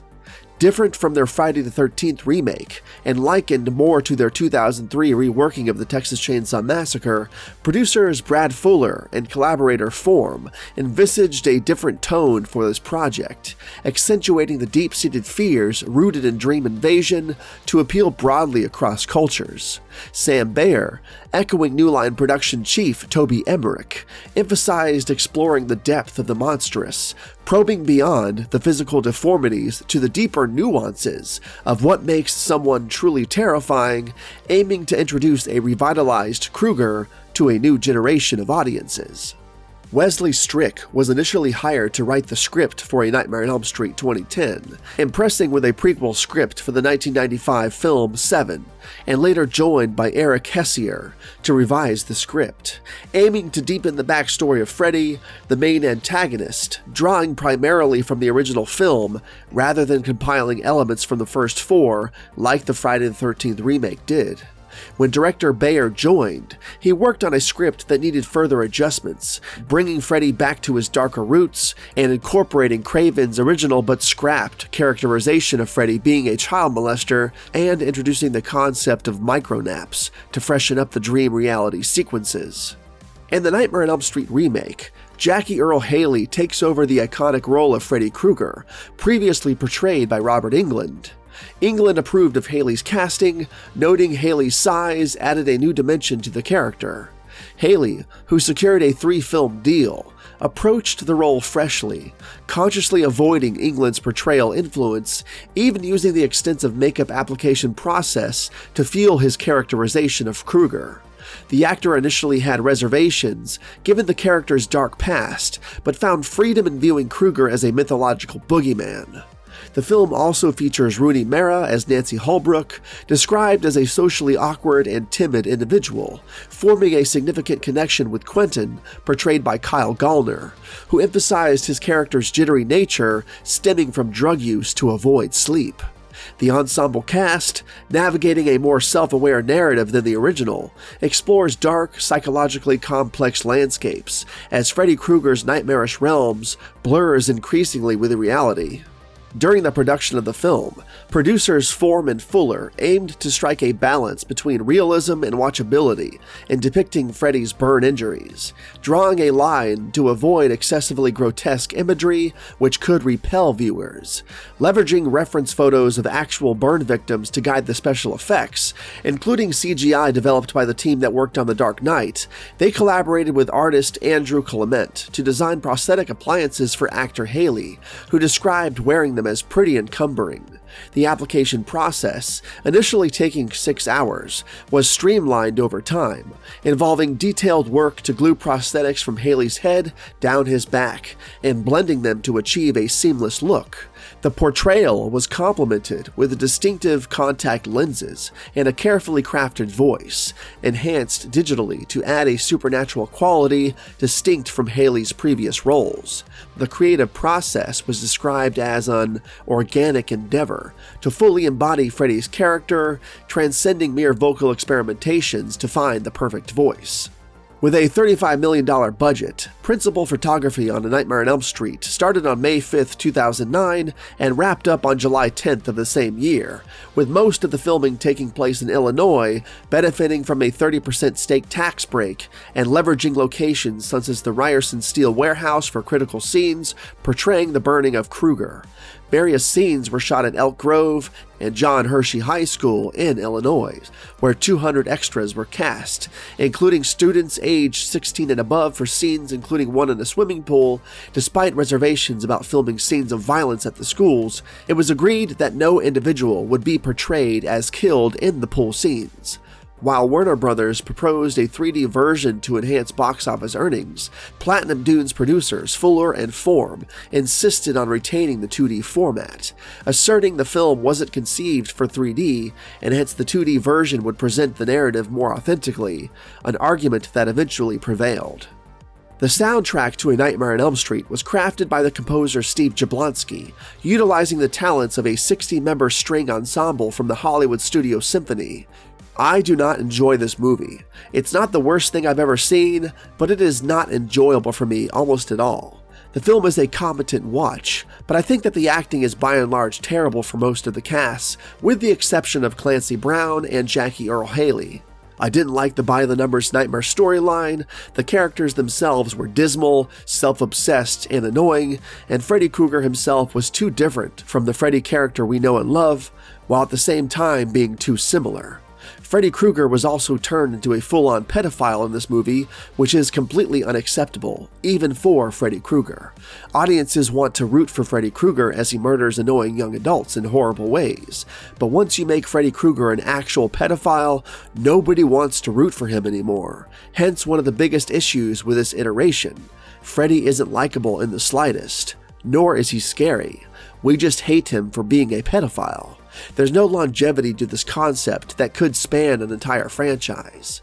The plot twist of Freddy actually being innocent and burned wrongfully was also a cool idea, but the filmmakers backpedaled on this idea, thus making Freddy actually guilty of these crimes. They must have gotten cold feet. The cinematography is decent, the score is decent, but everything else about this movie is just a slog to get through.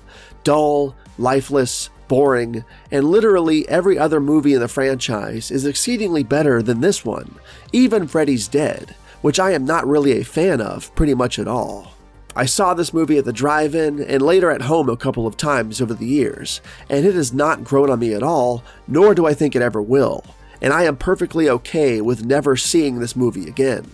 Also, while Jackie Earle Haley did a decent enough job in his acting, this incarnation of Freddy is just meh at best, and although they tried to make the burn makeup look more realistic, I just don't think it translated well to screen.